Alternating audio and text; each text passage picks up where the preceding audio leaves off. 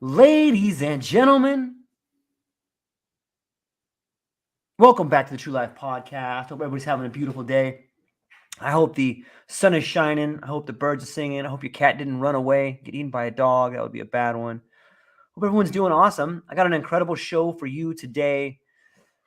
I called this one In the Valley of the Shadows. And my guest today is Adam Butler. And you may know him from his book, Butler's DMT Field Guide. He's been on quite a few podcasts lately. He's got an incredible story, and he's a really fun person to talk to. And I'm going to start off a little poem here for everybody. In the silent chambers of the soul's abode, Adam Butler, seeker of the cosmic code, unveils the secrets of the sacred vine from shadowed depths to realms divine. Adam, thanks for being here, my friend. How are you? I'm wonderful. Even better now after hearing that. That was beautiful. Thanks, man. Yeah, of course, man. Of course. I'm stoked you're here. It's prior to starting up, you and I were just talking about the way in which sometimes tragedy happens to you, and the only thing you can do with it is kind of polish it up, make it a diamond, and start showing it to people, man. Maybe you can expand on that a little bit. Yeah, I think that's what both of our calling ended up being in life after a bunch of turmoil. And mine was kind of more self-imposed and Mm, self-inflicted than some of your history and trauma. Um, but yeah, now it's just a matter of trying to do the best that I can with the information that I received, and ultimately now that's helping people as opposed to making money and buying shit and having more houses and being in that rat race, because that just was drives me and most people right into the ground. So that's definitely not it. Are you trying to tell me money can't buy happiness, Adam? Is that what you're trying Oh, to say? absolutely. Now I can also tell you, being broke, working for $20 an hour, and living in your parents' basement, that's not necessarily happiness. But Yeah. that's ultimately where there has to be a balance. But a balance doesn't mean all good, all light, all positive. It comes with the darkness and the heaviness. And I think that's partly why you wrote your book, excuse me. That's why you have this podcast, is really to, one, integrate the suffering. But before you Yeah. can do that, you have to acknowledge the suffering, make peace with the suffering, and understand that it's part of your story and part of your narrative. And it can be a beautiful part, but until you recognize that, you need to embrace that to make yourself whole.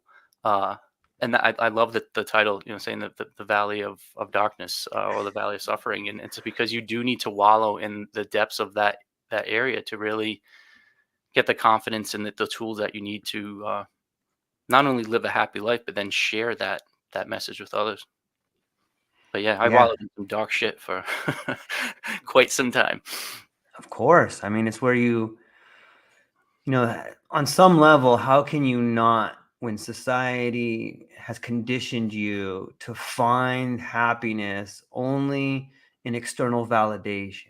Because after a while, it just becomes so empty. You start looking around and you're like, I'm just fucking pretending, man. What am I doing? I'm running away from everything that I love and doing this other thing because I think it'll make me happy. And other people seem to be happy when they have it, and they treat me nice when I have it. But secretly, it's that whether you're talking about Carl Jung or whether you're reading scriptures like, I was born with a thorn in my side, a messenger from Satan to torment me. I prayed to the Lord to take the thorn away from me, and in his infinite wisdom, I heard his voice saying to me, my grace is sufficient for you, for in weakness, my power is made perfect. It's in that weakness, it's in that valley of darkness that you're made perfect, man. To come out of there and realize I'm a pretty amazing person. That is where the strength comes from. You have to sit in that darkness and hold it for a while, man. Right? What do you think? And then learn to lean into it.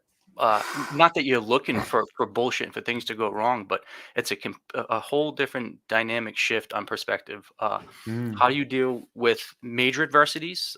Like we've both had major life changing events, to just the minor things like a flat tire. Well, maybe that saved you from getting into an accident, or there's a long line at the supermarket. Well, maybe you can spark up an interesting conversation, or a small child walks by and tells you a joke, and it just makes your whole day. Where it's looking for that opportunity as opposed to just being miserable. um, and I think two of the biggest lessons that I learned with psychedelic use, and I know it's two that you married, um, is just that to be present, to be here now, to understand that you have to take the good with the bad, um, and really just not run from it. Turn it turn it into something good. But like I said, it almost it changes how you do everything because there is no bad. There may be some Mhm. upsetting things and there may be some pain in your life, but it's only opportunity to grow, only opportunity to learn. I use the analogy of getting like Boy Scout or Girl Scout badges on your sash. I want more of those badges, knowing that some are going to take some bullshit to get, but I want a life full of challenges and scars that showed what I can do. Yeah. Yeah, it reminds me of a great quote that circumstances don't make a man, they reveal him, or a woman for that matter.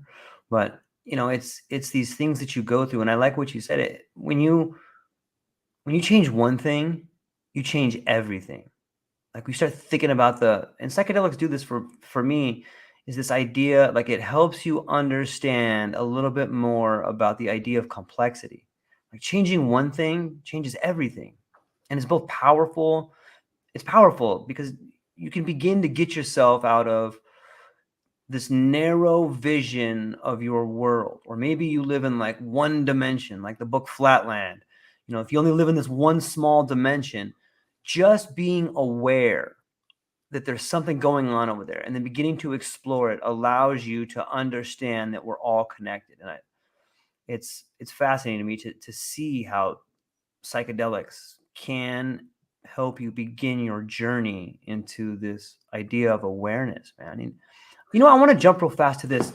In your book, Adam, like, everyone should check out Adam Butler's book, DMT Field Guide. It's full of incredible, not only an incredible personal story, but recipes and just all kinds of cool stuff in there. You should check it out.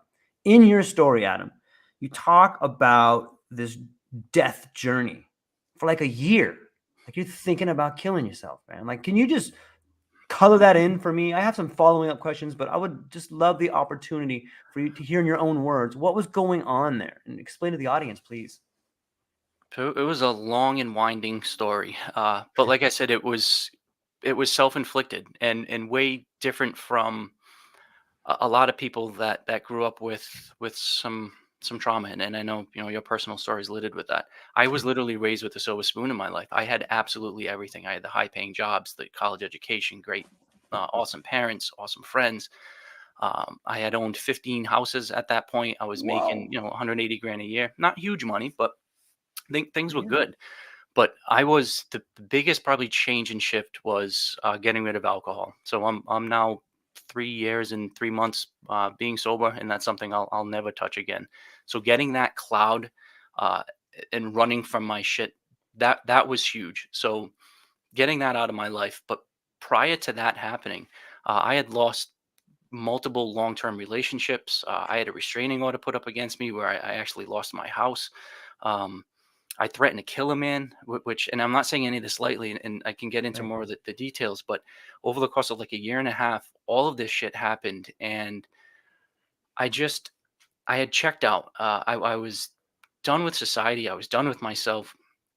And it wasn't like a rash decision, like, oh, I'm going to go kill myself. It was something where I had the right to do this, as any human I think has. Yep. I'm able to weigh the options. I was going to do it in a way where I had a life insurance policy. I had kind of things lined up where I was going to Smart. leave people with enough money to party with. And um, but the culmination of my journey was on a Sunday night. I had found out that some guy screwed me over $900, and in the course of my life, and at that point, it was absolutely nothing. But it was a matter of principle and integrity, and it didn't get resolved the way that I thought it should be.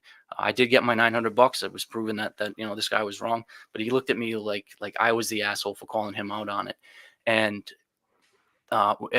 it got really serious really quick and like I said, that was a Sunday night, and we lived probably like a quarter mile from one another. So I knew it wasn't gonna end well with both of our tempers. And that Monday morning, I was like, I'm gonna leave and drive to California to hug a redwood tree. And I literally left, drove 26 miles, got to Kansas City, Missouri.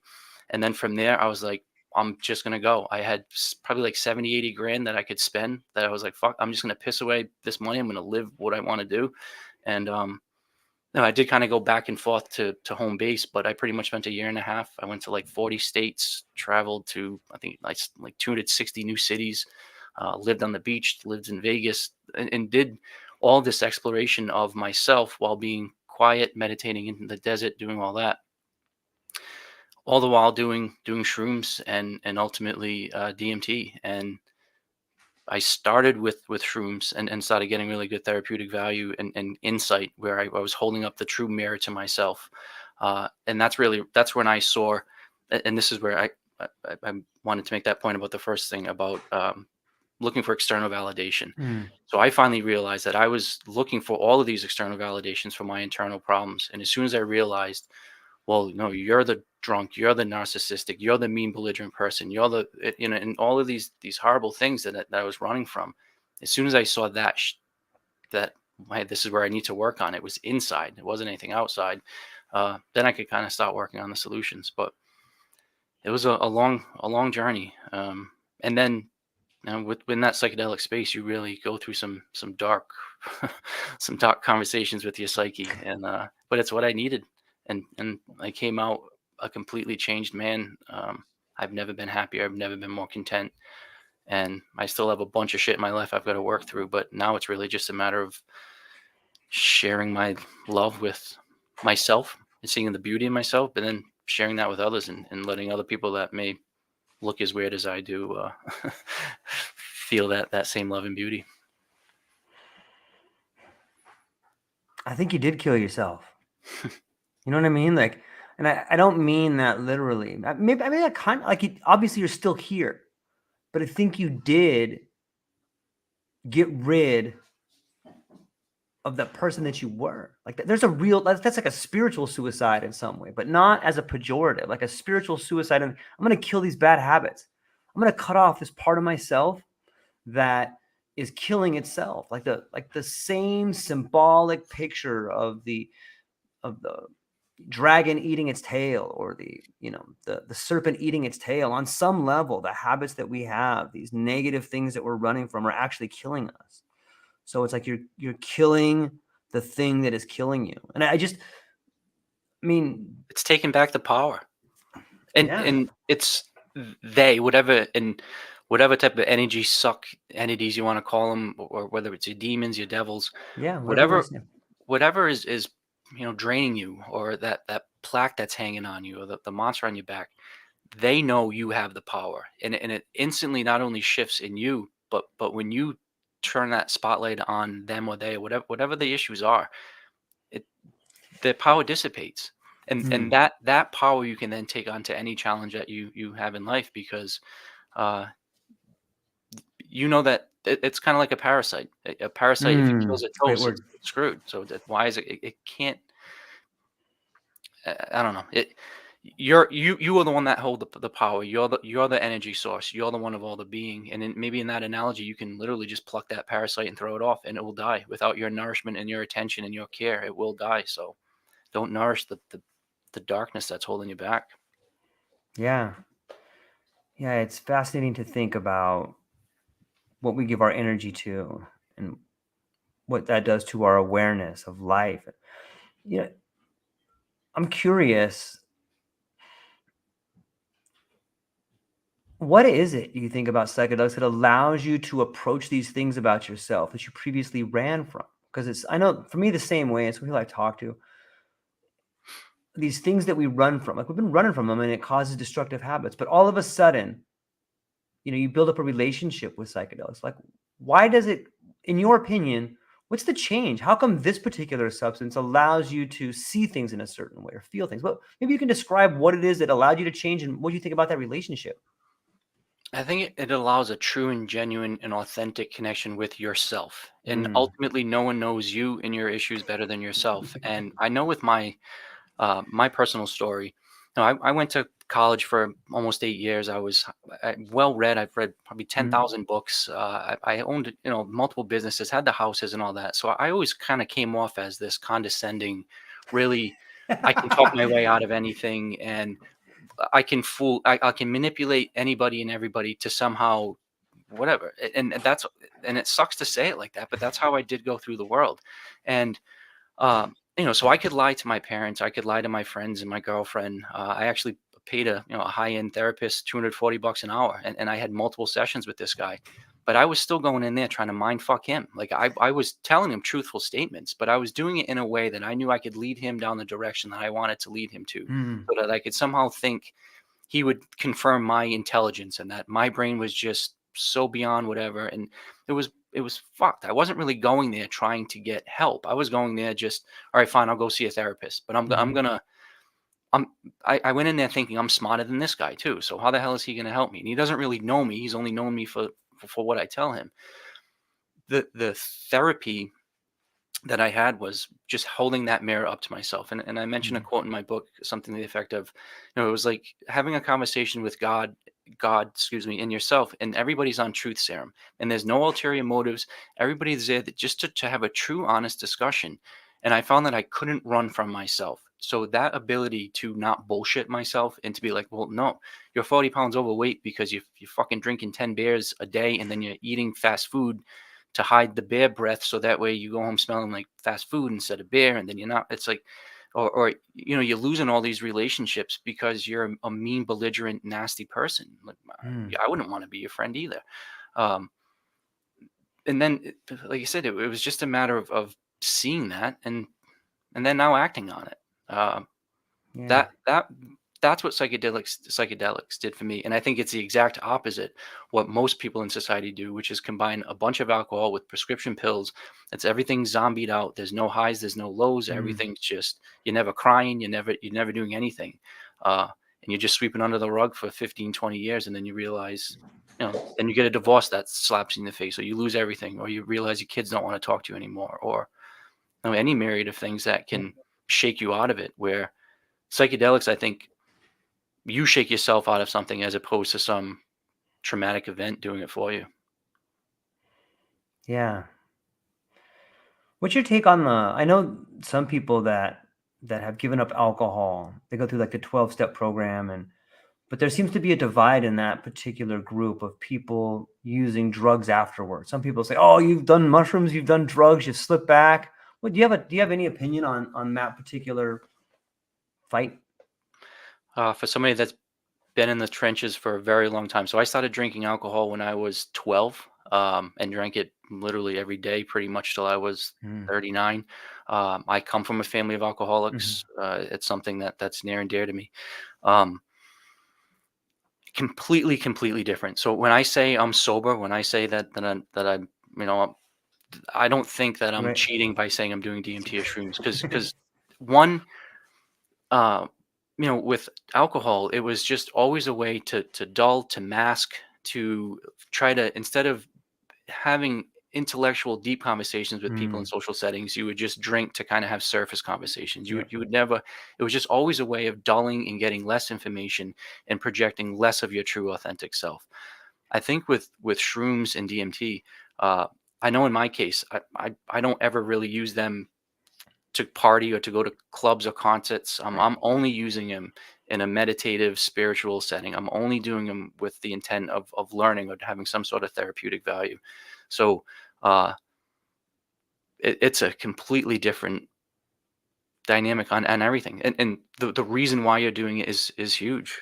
One is to run and run away, excuse me, and the other is to really seek the deep truth. So.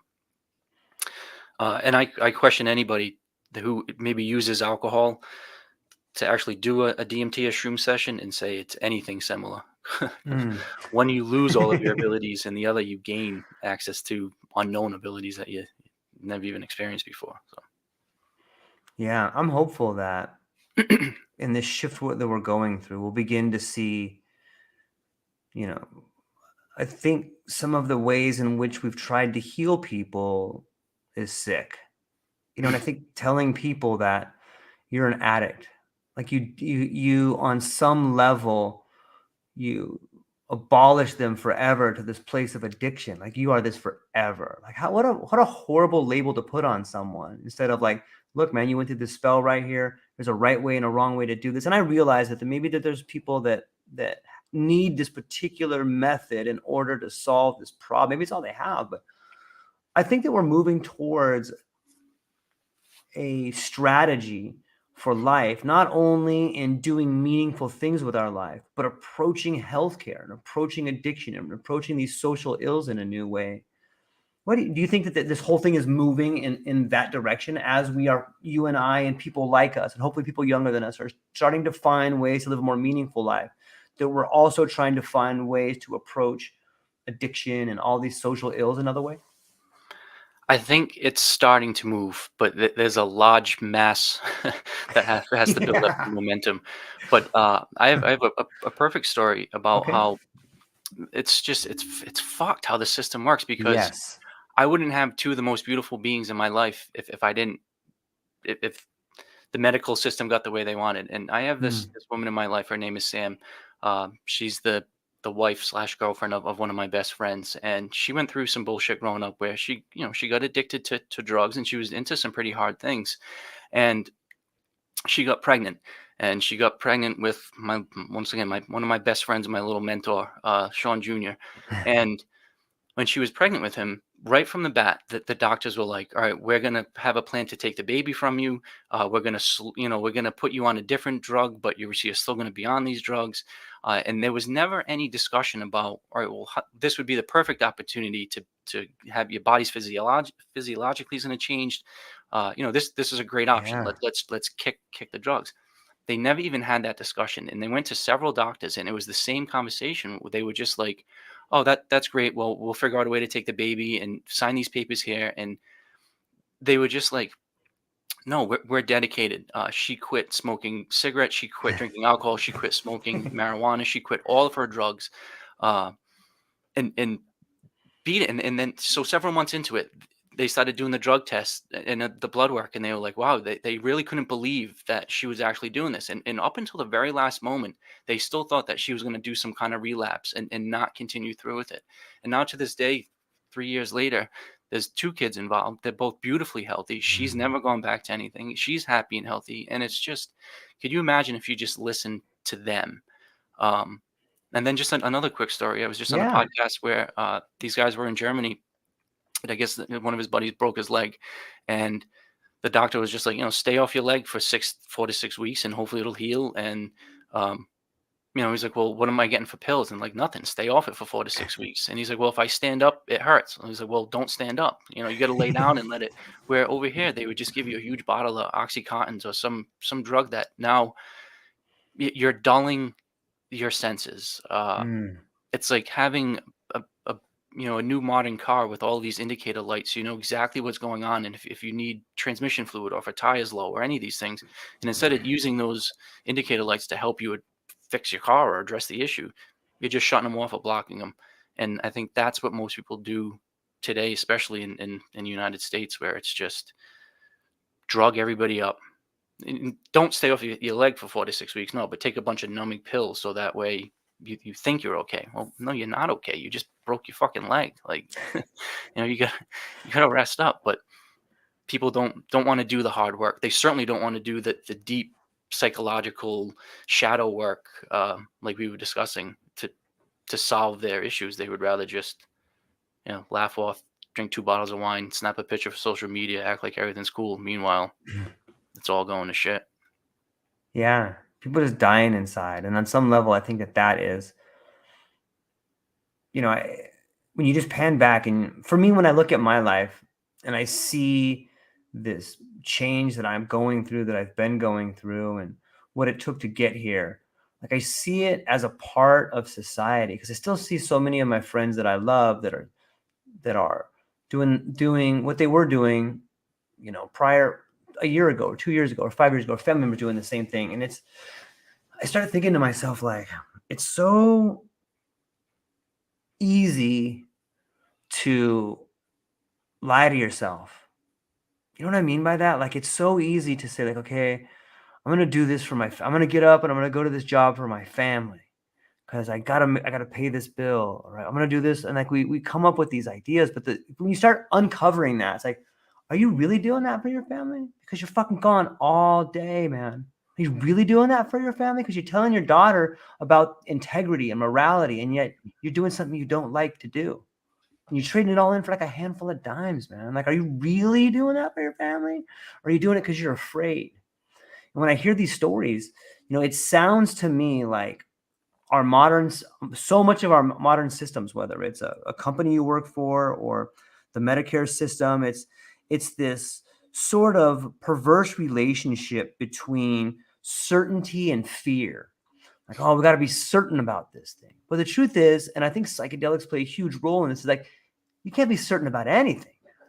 And uncertainty brings with it fear. And so people try to mask the problem with pills, or they get up and they do this thing every day, not realizing they're taking one step further away from the things that they love. It's like we're trying to be certain about things, and because we're fearful. But if you can just think about those two subjects, uncertainty and fear, and the relationship between them, I really think you can take steps in becoming a better person and doing what's right for you. And I think psychedelics play a huge part in that. Another thing that, like, it sounds to me when I look at your book and when I'm listening to your conversations, some of the previous podcasts, it seems like you've gone through this giant rite of passage, and maybe it's the age you are, maybe it's all the trauma that you went through. But what is your take on this instance in your life as a rite of passage, a passing of the baton? And perhaps you could talk about an absence of these rites of passage in our culture. Yeah, so now I sit here as the gray beard bald guy, hopefully trying to, but I say that honestly, and I'm 43 years old, so hopefully I have many more years to live, and share this story. But ultimately, that is why I'm here, because I do have younger friends. I do have Yes. several younger nieces. I do want the best for humankind in general. I mean, it sounds corny, but through all this, that is what I want. So it's not so much a matter of don't go through um any trauma, or you're not going to have suffering or adversity. That's going to happen, but it's a matter of how you deal with it. So it's not try to come up with some sort of method or lifestyle plan where you're going to avoid all of it. It's no, life is going to be tough, but how do you share it? And I think what I'm hoping to share with my story and my kind of not exposing psychedelics from a personal raw state, because there are a lot of people doing that, but it's more trying to understand people on the fringes. I think with psychedelics, my empathy and sympathy and connection to being, to self, to source, has grown a millionfold. And I like talking to the people that, I don't want to make judgment calls of whether it's the homeless guy that smells like piss, or the eccentric person with the mohawk and the tattoos and all the piercings, or the whatever. I tend to gravitate towards the people that express themselves in unique ways, and I just want to keep sharing that, where it's like, no, it's okay to shine your own light. It's okay to be beautifully unique and to do your own thing. Um, and you bring up fear and uncertainty, and I think that's tied a lot into living too much, either in the past or the future. Either you're so caught up about what's going to happen, or you're so worried about you already did. And just quickly to sum up my kind of breakthrough DMT session, where and I had a lot of, like I said, prior to that, I had a lot of shroom sessions where I did hours and hours of contemplative thinking of what I saw, and reliving past life regressions, and all of this. But that one pivotal moment at the end of that first day, um, it was learning to be present and to be here and to be now. And how that kind of visualized, or how that was exposed to me, was that I had all of these proverbial dots in my life, and my the way my mind worked, I was always trying to connect them, and I was trying to see how the past was connected to the future, and what story is going to happen now, and all of this shit. And I can never really just be there. Um, in that state, it was, all right, you want to have these 1,000 dots connected, boom, they all connected. And then those blew up, and then it was 1,000,000 dots, and then those were connected, and then 1,000,000,000 dots, and those blew up, and then it was just this infinite number of dots. And it was like this laughable energy, being like, the job is not to connect the dots. The job is to have the space between the dots. But the space between the dots is where all the information is. And the game is to be enjoyed, not to be won. And that really, sitting there with all of my proverbial dots surrounding me, I realized that the best place to be is just right here, and to be present. So I came out of that, and I've never had a cup of coffee the same since. I've never seen a sunrise the same since. I've never smoked a good joint the same since. I've never made love to a beautiful woman in the same way. Everything just completely changed and shifted because I saw everything in a completely different way. And I could really just be here that very second. And then, yes, I still have the bills and the debt and fucking threatened to kill a guy. And I had, all the crap that I still needed to deal with. But I can't deal with it in the past or the future. I can only deal with it now. And it starts with being the best man I can be, being the model, person to my nieces. And uh, yeah, it was being here today. Like you just asked, what my timeline is for this interview. It's however long it needs, because I'll never be restrained or constricted with myself or my time or my being by anything or anybody ever again. Um, that doesn't mean you don't have to work or you don't have to be obligated to be some places, but Yeah. I know I'm the master of what I do with my body and mind now, and psychedelics really gave me that power. It's interesting to think about awareness and what you're aware of now. I mean, you can look back on things and, oftentimes you'll hear people say something like, oh, I wish I knew then what I know now, and obviously you can't know that. But I heard you in a previous podcast talk about senses and awareness, and sometimes in a heightened state, be it DMT or mushrooms, that we have more awareness or more senses. Do you remember talking about that? And I was hoping you could flesh that out a little bit more. Oh, I'd love to. I feel like the last few podcast interviews have been more about not the down or the dark side, but the valley and the tragedy and all of that. The beauty in the light, though, and I think that's where, and hopefully the last half of the conversation, we can share more of the beauty. Of course. And the heightened senses, I think, is fantastic. So people typically ask, are you just having hallucinations? Is it in your brain? Is it just something that you're thinking? And they kind of dismiss it as, well, it's on drugs, so it can't be real. It's not Mm, reality. The way I look at that is we typically have our five senses. And in our normal waking state, say that they're turned up to a dial of 10. In a psychedelic state, you not only have those five senses dialed up from 10 to 100 or 1,000, but you have then an additional 5, 10, 15, 20 other senses. And that's where I'm struggling to come up with names, or how do you say you're getting information conveyed to your body by what source? I don't know. It's not hearing, it's not touch, it's not sight, it's not sound.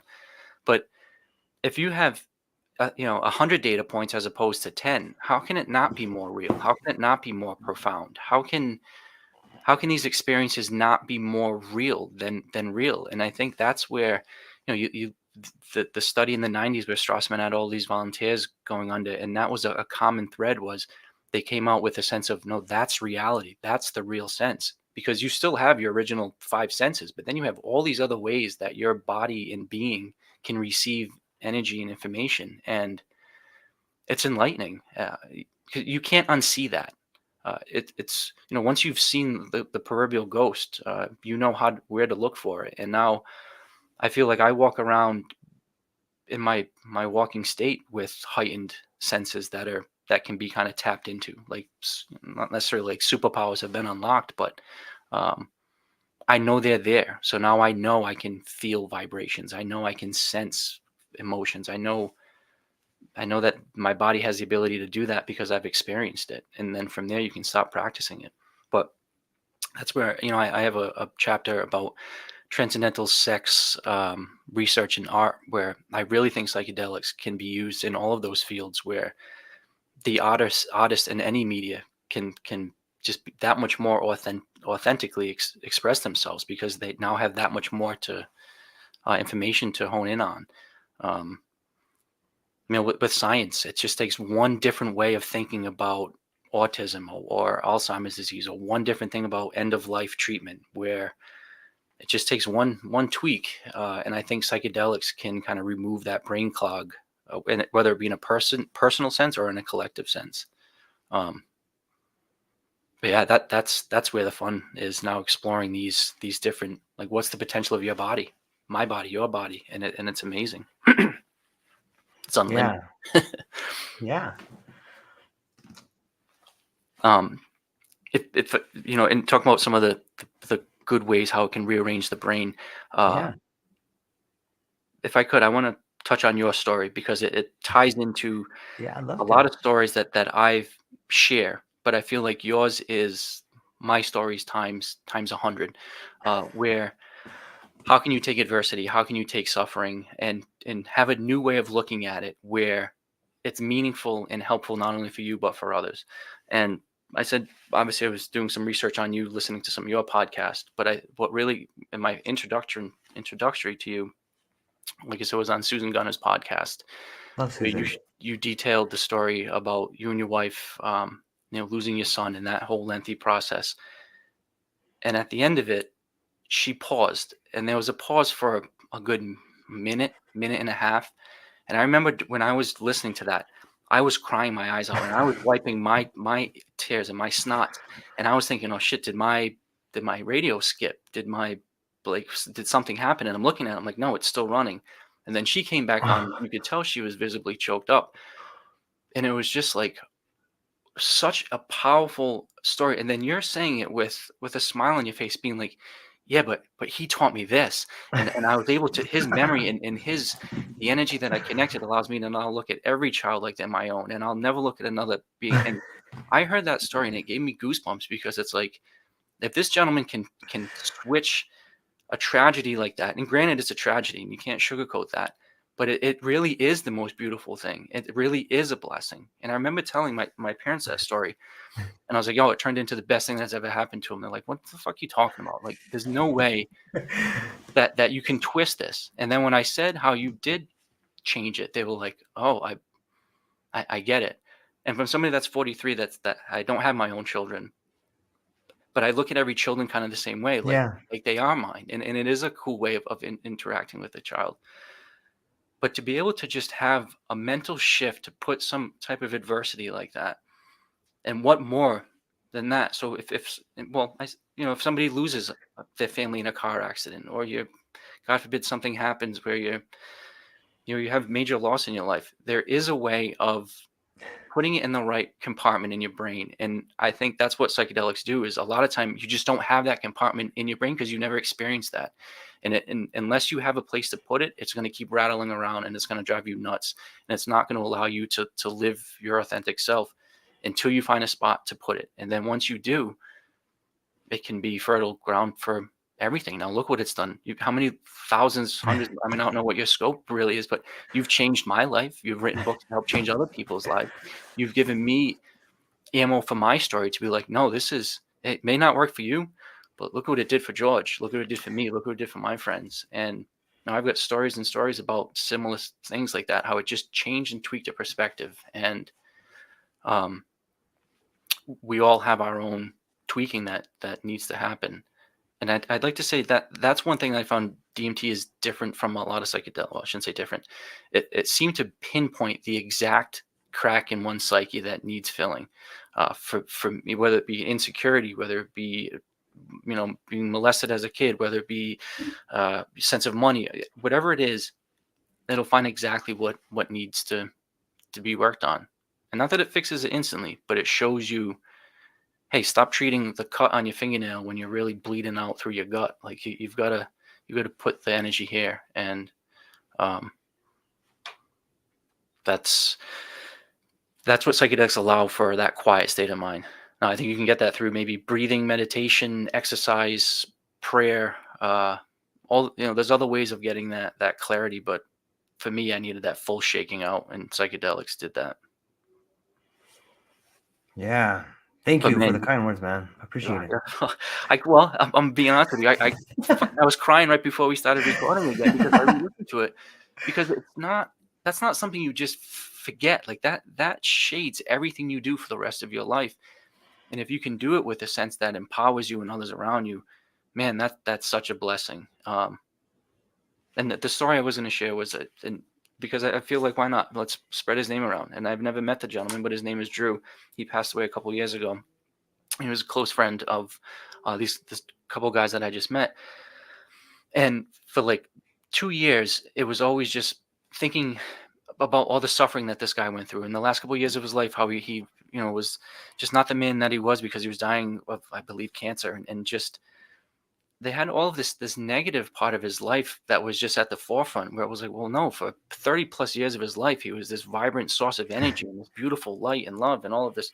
And this guy found a bag of shrooms in his freezer that was given to him by this friend, ironically on his birthday, that fell out after like 2 or 3 years after his passing. And this guy did a really big shroom session. And he did this, purged all the tears, purged all the bullshit, remembered the pain and suffering that this gentleman Drew went through, but then started remembering his favorite movies, his favorite music, started remembering the quotes that he used to say. And now when he brings up his name, it's only of positive, it's only of light. And so not only does this gentleman have his best friend's memory and all of his positive attributes back in his life that he can use, but now he can properly share this guy's memory and insight. He can share the story with me that I'm sharing with you, that we can share to our other guest, about this gentleman who passed that had this amazing light and this ability to bring the light into a room and was everybody's best hype man. And that story about him was tucked away and clouded away under this darkness about, well, yeah, he got sick and he died. Yeah.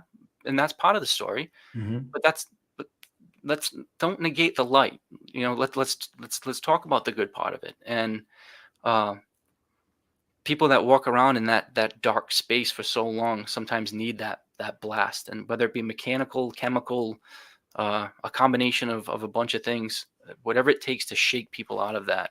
And psychedelics seems to do it for quite a few people. Yeah, I agree. There's in today's environment with psychedelics, it seems to be, at least on some level, quarantined to a container of medicine, or a container of helping people solve emotional problems. And it's good for that. It's helped me, it's helped you, and it'll help a lot of other people. But I think that's just like, that's like the come up. If we're looking at our relationships with psychedelics, like a psychedelic trip, I think that the first wave is a healing wave. And then the next wave that comes is more of like an optimization wave. Like for so many of us, like we've like collectively, we're on this we've all been introduced again in the West to like a giant mushroom trip, and we've collectively taken it in the first wave. Oh shit, we're coming up a little bit. That's like a healing wave. And everyone's like, oh God, you know what? I've been a total dummy. I've been talking to this person I love like a piece, like I've been a real asshole. I got to fix this. Like that's the first wave, and then it'll subside. And then the next wave is going to be like this optimization wave. Like, you know what? Why are we all afraid of death? Like I see this as the next wave beginning to crest. It's like this, man, we have been in this weird mindset. Like our entire lives is a race from the hospital to the graveyard. Like, what are we doing? That's dumb. Like there's so much more shit we can do. Yeah, we're going to die, but let's have some fun along the way. And let's try to make other people's lives better along the way. And instead of gathering around this morbid place and crying all in black about this person that died because we're sad, like maybe we should be celebrating, like that person was fucking awesome. Oh, yeah. You're gonna have the swing come in, the guy's gonna do a backflip off the swing with like a Bud Light, maybe I don't even know, just ta-da, there's a goddamn party happening here. Like that's the way I want to be remembered, man. I want there to be a party, like, yeah, that guy was so awesome, dude. Did you check out this? You check out, like, that is the celebration of life. And what that does is that brings us to the idea of like, look, time is ticking. Whatever the hell this thing time is, let's make the most of it, man. Let's make sure that your kid, you give that kid a hug every day and kiss them and tell them how much you love them. Let's make sure you go out and talk to your neighbor for a minute. That the neighbor that's having a little tough time, go over there and be like, hey, man, I notice you're walking a little funny. Everything okay? I need to get you a cane. What's going on here? But being aware of what's happening around you is the wave that comes after being aware of what's happening inside of you. And like I see that with your book. Like, Adam, you've probably been on like 40 podcasts in the last year, maybe more, like maybe 40 in the last 3 months. Man, everywhere I look, I'm like, Adam's on another podcast. Adam's on another podcast. He's got this book. He's got another book coming out. But I see it happening. And I want to talk about psychedelics beyond the medical container. And I'm glad that you're bringing it up because I think there is a lot of good coming our way. And whether it's through rites of passage or celebrating life or just understanding the awareness of this different sense ratio that people are beginning to navigate. Like, what do you see looking forward into the future a little bit? And I know no one can tell the future, but as you speculate on what's happening in this wave of psychedelics, what do you see happening that you're really stoked on for psychedelics in the next year, 2 years, or 5 or 10?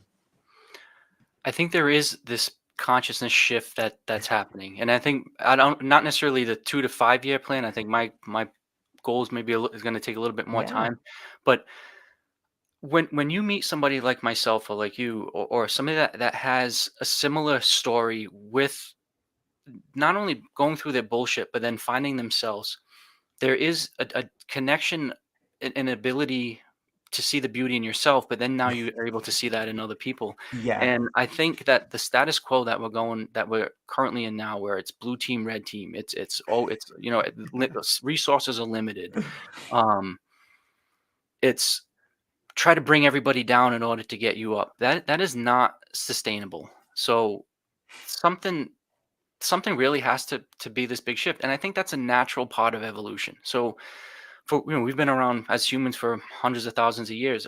Only up until very recently have we been inundated with computers and Yeah. smartphones and things like that. Where I think we do need to go back to meditation, to being connected to energy, to the earth, to source. Um, and I think there'll be enough people where, like, you don't if you invited me into your home, you never have to worry if I'm gonna steal anything. Like, that's not even an option. Like, it would never be. Or if I ever see an old lady that needs a door open, of course you're gonna open it. Like, to your point, Right. if you see an old neighbor that needs a hand, of course you're gonna do it.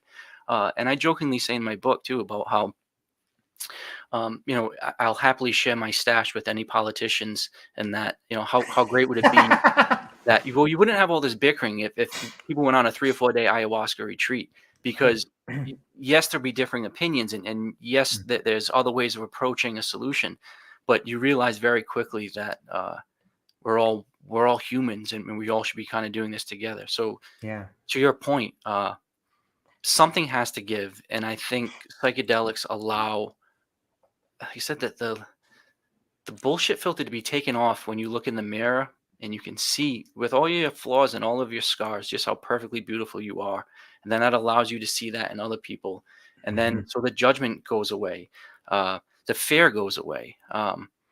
It's just it's a way of living that, and then that's why I say I'm trying to find like my island of misfit fucking psychonauts that have been a bunch of bullshit, because what a happy community it will be, because it is what's best for the greater good, not selfish hoarding of material goods and manipulation of people.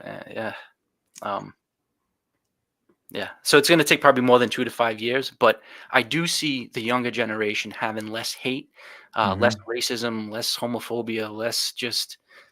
Hopefully, those are things that aren't even part of the conversation 50 years from now. It's more. How do we be good, just resonances of this planet? Stop killing everything, including ourselves. But Yeah. Yeah, I see that. I love the wave metaphor, and I just think that, like, that's how, like, if, they say history doesn't repeat, but it rhymes, and I think it moves in like this helical pattern where it's always rising up. And like, when I see the world of psychedelics today in a medical container, and then I realize, son of a bitch, that's what happened in the late 50s, and I go, uh-oh, here come the 60s. mm, Epic. Like, soon to be school buses, maybe Tesla school buses touring the country with some good music that, arguably the 60s gave us the Doors and Fleetwood Mac and Jimi Hendrix, like, and all, and like, there's all kinds of characters that showed themselves, and it was springtime, and the world was like, there's abundance of talent, and like, I see that, like, and I realize, like, and I always laugh because I'm like, we're gonna look back on these days, like the early 60s and late 50s, and I'm like, what a glorious role we get to play. Adam Butler's book is going to be a book that maybe, turns into some guy from Stanford holding it up at some bus, like, listen to this, man, I got Adam's new book right here. sure.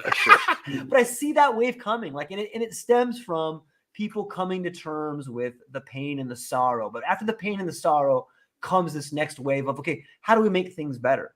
And that comes with, the embracing togetherness, embracing all the differences. And if you look at the wedge of division that's been placed among us between black and white and gay and straight and red and fucking blue, like, it's so stupid. It's so dumb to go, that person thinks exactly the same thing as me, just wearing a different color.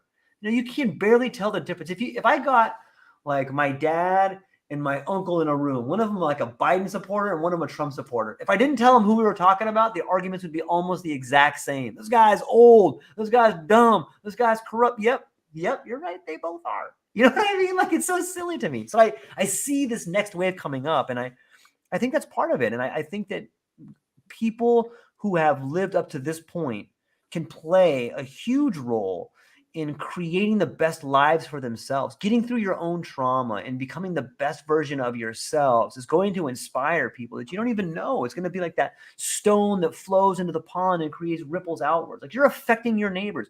You're affecting the people around you right now by the language you use. And I know my friend Garrett Smith is like, George, that's way too optimistic, man. But when I look at Garrett's picture and I see him smiling, I think he's on board with me, man. Well, and as you laugh like that with your giggle, so I've been putting in a hardwood floor the last week at a buddy's house and listening to you, and the world needs more laughter. The world needs more people to say, hey, you're beautiful, you're wonderful. And that's probably been the most rewarding part of my journey and story so far, is hearing the stories of other people. Once they hear my rawness, where I'll what do you want to know? I lost all my money. I lost all my houses. Yeah. I got kicked out of my house. I got a restraining order. I'm fucking, so there's nothing that you can tell me that's going to make you feel less than or feel like you have to be on the defensive. I'm sharing my rawness with you. And as soon as that happens, then they can stop peeling back. And but it's just knowing, it's exposing yourself to yourself. And if it takes a conversation, if it takes a book, if it takes a podcast to start that conversation, that's what I'm hoping to do. And it's left with me hugging a bunch of grown men, with tears in our eyes, being like, oh, I love you, brother. And it's like, fuck, man, I wish we could have done that 5-10 years ago. But then more importantly, we know there's other people that need that. And I ended my book with the last chapter saying, love thy neighbor. And it's kind of coming full circle. When I started the book hating myself and everybody in it and being this huge destructive force, to coming to be like, no, you have to love yourself and love everybody. Now, it doesn't mean there's not assholes and there aren't people that aren't deserving of it. And by all means, you got to have that filter. And if so, tell them to get the hell off your path. But to look at another individual with empathetic and sympathetic eyes and ears, and embrace them and their story, can literally save a life. And I know the people in my life, my mom probably being at the top of them, my niece being one of them, my beautiful girlfriend Alicia, who wrote in that book. These people literally saved my life by just being there for me, to hold me, to listen to me cry, to say it's okay. And that's really the message I want to share with people. And you mirror that, and then a lot of your messages where it's just, hey man, it's all right. I'm here for you. And I know both me personally and you personally would be there for anybody. If you're really in that type of dark space, man, email us, call us. Like there is a way out of it. And don't be afraid to ask for help. Don't be afraid to say, hey, I need $20 because I can't buy a sandwich. Fuck, man. Like I've been there and it sucks. But you say that and you'll see 5 friends come out and give you that $20, and you know who your friends are. And it leads to healing, it leads to proper healing. And I don't know, I'm hoping people can hear my destructive story and either not go through that same destruction or be like, oh yeah, like we can use those lessons and get a clarity of mind. Be here now, be present. Don't look for external solutions to your internal stuff. And that's another thing too. I'm not saying anything new or novel. These are all things that have mirrored and inherited through all the greatest knowledge for thousands of years. But it came through very clearly in all my crazy psychedelic states. We have that power. Yeah, I agree. We do have that power. I want to touch on that, but let's talk to our friend Garrett here for a minute. What do you think about this one? particularly, Adam. Let's begin again by championing the world's most efficient ways to create pure energy, food, air, and water from everyday fulls and wastes, so that we can get on to building real lasting quality of life everywhere, because humanity's gravest challenges are borderless: hunger, dehydration, poverty, pollution, disease, and climate. And since real, proven, and practical solutions really do exist right now, let's synchronize in resonance with complete success. Consensusism in Navajo, it's called Haz. It's fascinating. Like I think that the way we move through this is what you were just talking about, is by understanding that everybody you see is going through a giant tragedy in their life. They're either going through one, they're about to go in one, or they're coming out of one. And as you as an individual, when you can look at somebody and see something that they're going through, that's usually a sign that you have been through something similar. You know, when you look at someone like, that person's a fucking asshole. How do you know that? Like, you ever, like, some people Yeah. are really good at, like, that guy's a real asshole, and they're really good at figuring that out. You know how they know they're good at figuring it out? Because they're an asshole. Right. You know what I mean? Like, like, there's nothing left to do but start laughing when you figure that out. Like, you know what I hate about this guy? He's fucking arrogant. And you go, damn it, I'm arrogant. Like, that's the world showing you who you are. That's why it's so funny. Being an alcoholic for 20 plus years, I feel like I can speak very confidently about being an alcoholic and seeing both sides. Where before, when I wasn't sober, I would hear the arguments of the people that were sober, and it would be the best thing you ever did, and you'll feel so healthy. But until you experience both sides, you can't speak educatedly about both. Where on that topic, I can. Same thing about the success. I know a lot of people would go through all this and be like, well, if you had all the money, if you had houses, if you had the beautiful girlfriends, and you had the fancy cars, and then it would be all good. And I'm telling you, no, it's not. So I've seen all that too, and I've lost a lot of friends, or not necessarily lost friends, but people think I'm nuts when I say I went from all of these high paying jobs and all the responsibilities and all of these things, and I don't ever want them again. I will only do things of a higher good, whatever the pay is. It's not about making more money. But I can speak with certainty that that's not the ultimate goal. More money isn't going to help. More houses aren't going to help. More vacations aren't going to help. I mean, they'll add to quality of life if all your other shit is in line. But that's not. Now there has to be a balance. Now I'm kind of on that upswing, but I guess for me, part of the thing that I think I can maybe add is that I know some people haven't had that downswing yet. So up until a couple of years ago, if somebody would have come to approach me with my story, I'd be like, well, you're a fucking idiot. You shouldn't have lost everything. You shouldn't have quit your job. You shouldn't have killed anybody. You shouldn't have. How would you lose your what? Like, until you do. And maybe, like, I know as much as I'm down now, that I'll be on an upswing. Once I get that upswing again, that pendulum will potentially swing back again to the other side. And that's a natural and normal part of life, where some people haven't been exposed to that pendulum swing concept. And if you can open someone's eyes prior to everything imploding or destructing, and kind of, not like say avoid the pendulum swing, but at least know when it's going to come or how it can come, or be in control of it at least, and know how to manage that. Once again, you lean into every scenario. There's not one thing that potentially throw you off course, because there is no course. The course is wherever the fuck it takes you, and that's exactly where you're supposed to be, and that's the beauty of living in that now. Kind of, I'm not trying to steal like Ram Dass and is great, but it really, I kept saying that in my DMT states. It's like, just be here now, and it's powerful, because there's, like, even once again, prior to this, I always try to do like a moment of meditation. I said, well, why are we doing this? Why am I having a podcast with you? Why am I reaching out to you? And then hearing your story narrative again, and then what can I share and teach? And it's not just, all right, take half a day of work, get home, do another podcast. Hopefully that sells some books. Do another. No, man, like, you gotta, every fucking moment. And if you do that, all of your relationships, including with yourself, will be that much better. Because when you're talking to the small child, you're not just, he's a kid, he's not telling me anything important. No, you're engaged with him fully. When you're, to your point, when you see somebody needing help, you're there because you're looking for it. You're looking for that opportunity. It's a cool way to go through life, because every day you can be that proverbial Drew, that guy that we mentioned, that just makes everybody feel good and is the hype man. And like I said, your smile and your laughter, I guarantee you, there are fucking people working all day just being like, this guy's a whack job. Like and I say that in the nicest way, but like I was even telling my girlfriend, like, this conversation is to be fun because he's just what's going to break you down? What is anybody going to say that's going to fucking destroy you? Nothing. The world has already tried to prove that it's going to bring down George, and it's not going to happen. So you laugh at it, and you laugh at the circumstances, and you laugh at the craziness of trying to control something that can't be controlled. And it's a beautiful power because you don't have to,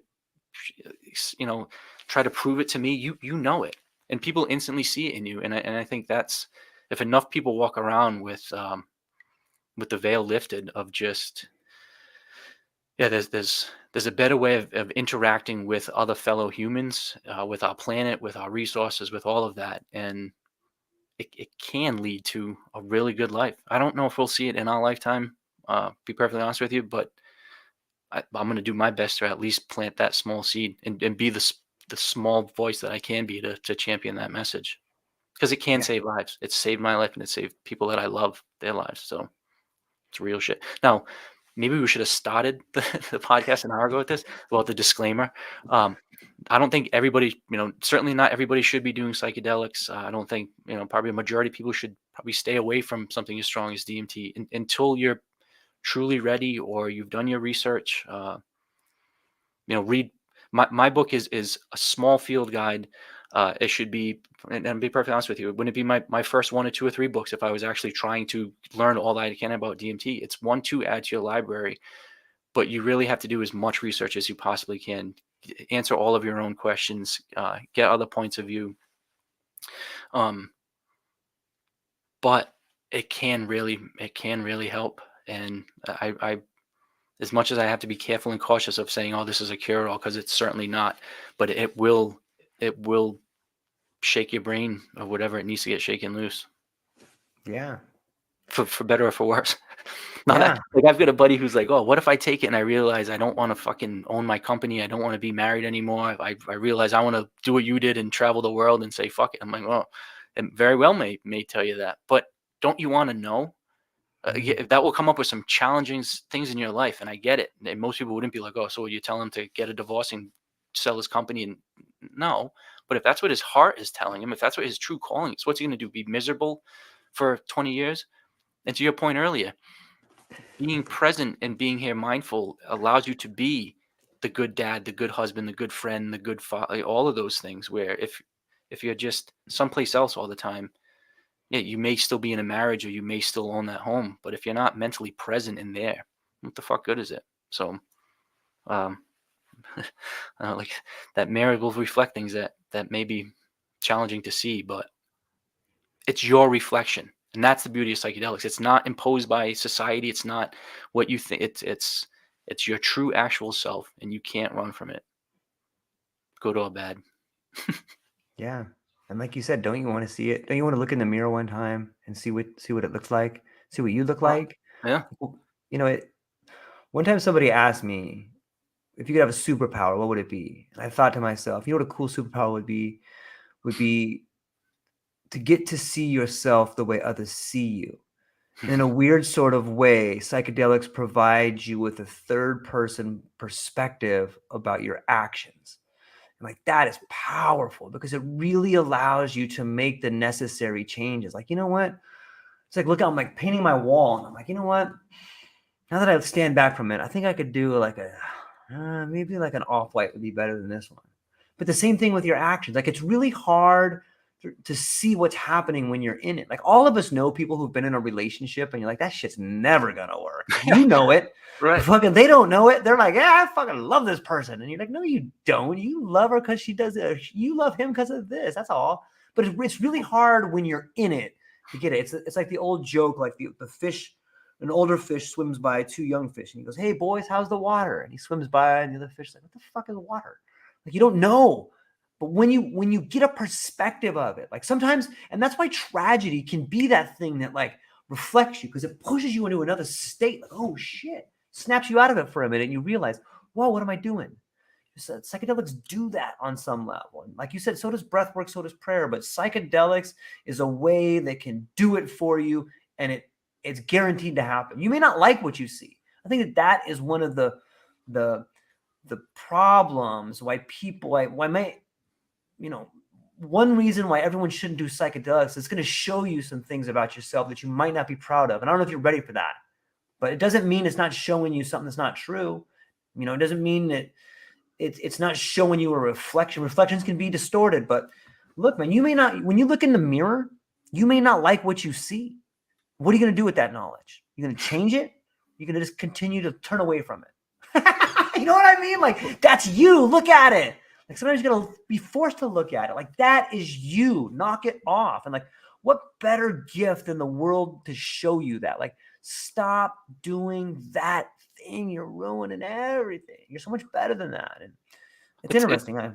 It's great to have that. And I like that analogy of that third person perspective. Yeah. Because one, I think you gain it, and you certainly have it enhanced when you're in a deep shroom, a DMT session, but it also is there when you're not. It's something that you can take into your everyday life. Yeah. And just two kind of common two examples that just happened to me recently. One, I got pulled over by a police officer, and I was speeding, but it was just put myself in the third. All right, so there was a speed trap from 35 to 45. He got me right there. It was Saturday night. He was probably just checking. I drive a fancy sports car with tinted windows. I was probably driving a little fast. And it's like I could get mad at him, or I could shut my car off, put the windows down, put my hands on the wheel, address him as yes, sir. Yeah. He was a very polite young guy. Let me go. But it was just, well, don't get all bitchy and who the fuck are you pulling me over? And you got me in a speed trap. And, but it allows you an actual, and then a kind of funny one, but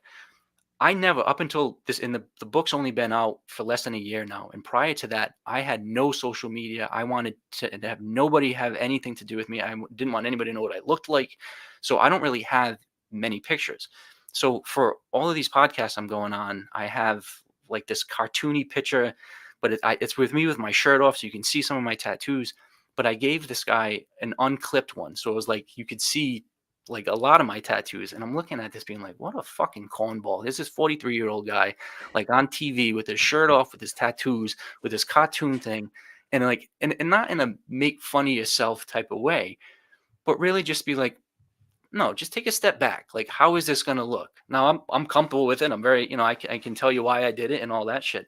But just to have the ability to take a step back and be, hey, or no, maybe simple example, but I was, on a new date the other day, and this woman was a beautiful woman, significantly younger than me, and we were hitting it off really good. And I was just like, listen, I'm gonna here's my hand. I'm telling you, you've got all the fucking cards in your hand. Like, you tell me what the hell you want to do. Like, I'm not trying to come off with some,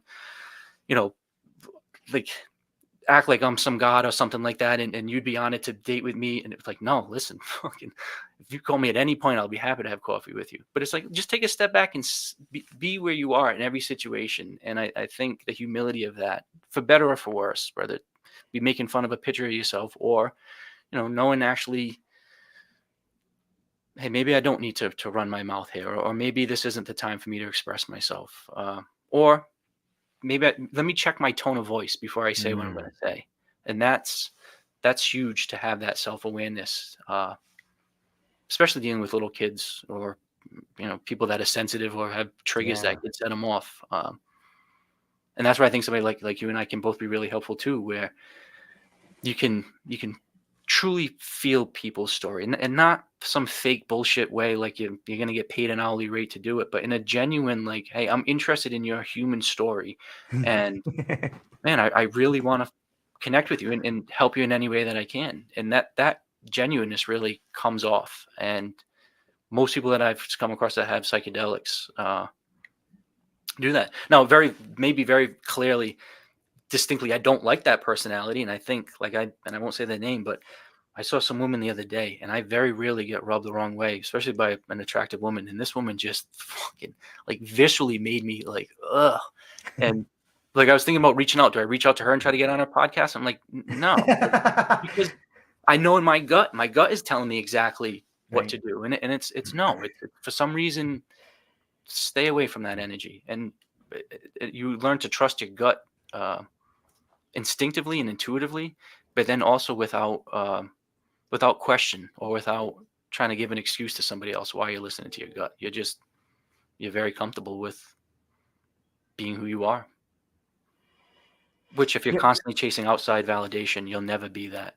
So mhm. that's comes back to that take home message. Just be within yourself.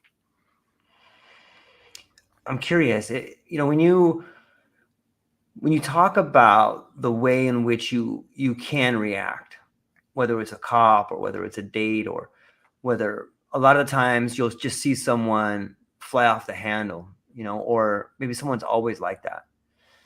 And specifically in your case, did you find that the way you talk to yourself inside your head is the same way you talk to people outside? An example would be like prior to maybe your use in psychedelics, or maybe now, I don't know.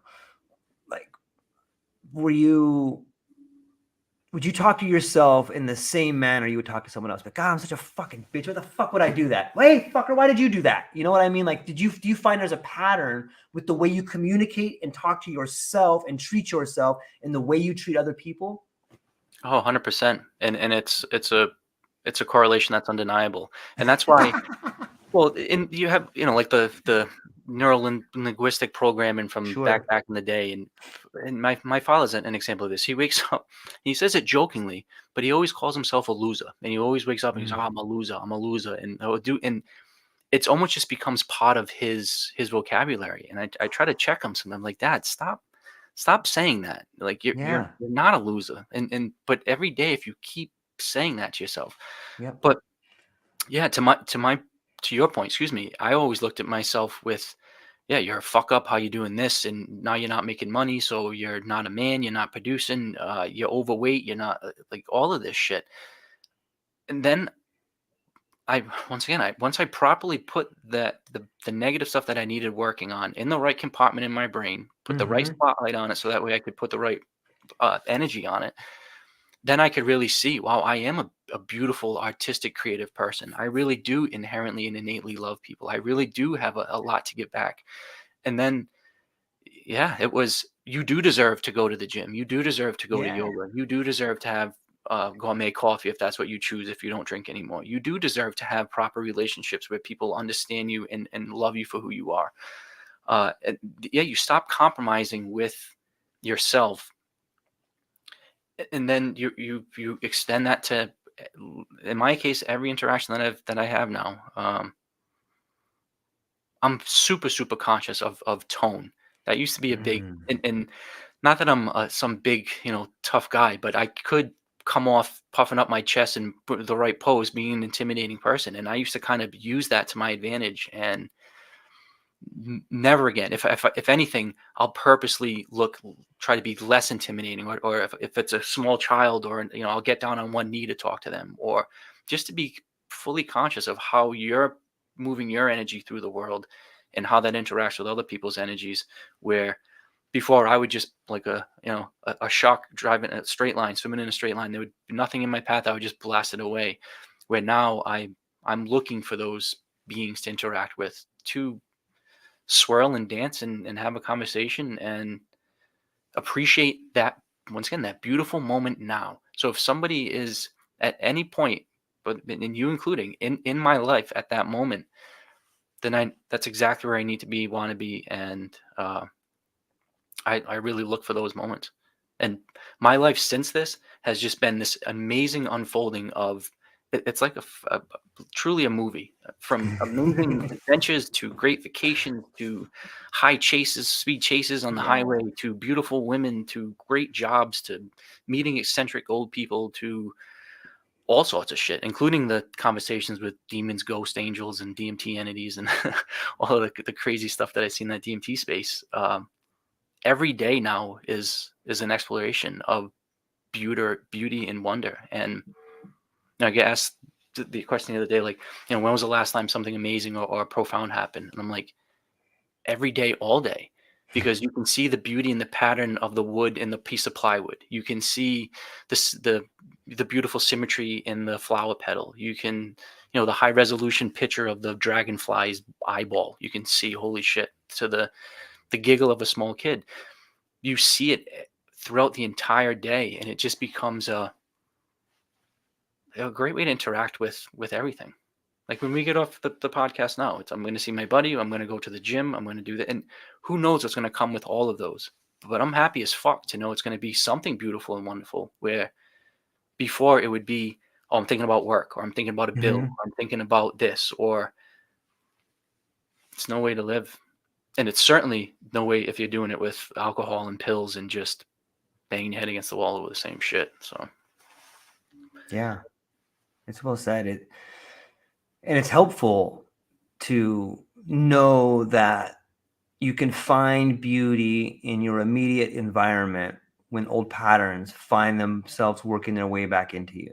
For me, sometimes I'll find myself like going down like a negative pattern of thought, like, I don't have that, I don't have that. But then I'm able to pull myself out of it by especially the act of creation, like this. Call it being in the, like one way that I'm able to help navigate the perilous path that is negative thought is by understanding the power of creation. And you could do that by making a paper airplane, by sitting down and having a conversation like this with someone and genuinely listening and caring and trying to add value to a conversation and learning and being the student that you get to be when you have whatever it is. It could be talking to a kid, talking to your wife, talking to your friend. But I believe that the act of creation is an altered state of consciousness, because you don't have time to think about the past. You're not worried about the future. You're in the moment, like you said, the power of now, whether it's Eckhart Tolle or whether it's any of these particular philosophies that anchor you to this moment where you're sharing this thing with someone. Like you and I are creating this awesome podcast right now. Like we're learning from each other and we're traveling down the road together and talking and thinking about it. But it's a different stream of, it's an alternate state of awareness. And when you can find yourself in that state, everything else falls away and you become, you just become part of it, man. I think that's beautiful. it's like a flow state for any artist or musician. Yep. Or Yep. like I carve wood. I haven't in a while, but I used to carve wood where there'd be times where I would stare at the log of the tree for days and not be able to do anything because it just wasn't there. And then there'd be a day where for 10 hours in a row, the chainsaw and the drills would just be going. You wouldn't even stop to go to the bathroom or to eat lunch. And it would just be like, oh shit, where did the day go? Because you were just in that state where it transcends time. It transcends everything. And it is very similar to a psychedelic state. I had somebody the other day say that meditation is their favorite psychedelic, and I love that because it's that similar flow state. It's that connection to your mind, your body. There's that coherence.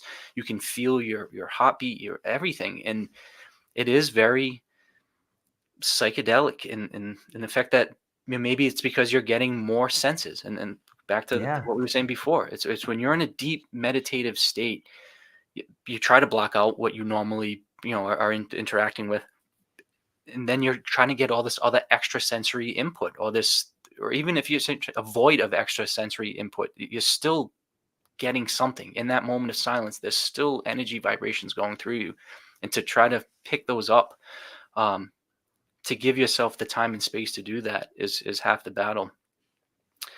So if you can combine that with the proper shroom or DMT or whatever your choice is, it's profound. And maybe that's a big thing too, is most people don't take the hour of the day to do those things for themselves. So if you're going to trip on shrooms, you got to take 6 to 8 hours. Or if you're doing an ayahuasca retreat, you're planning for months, and you're going on a fast for days, and you're spending thousands of bucks on it. But you're doing it for yourself with the intent of doing it for yourself. And most people don't take the time to do that.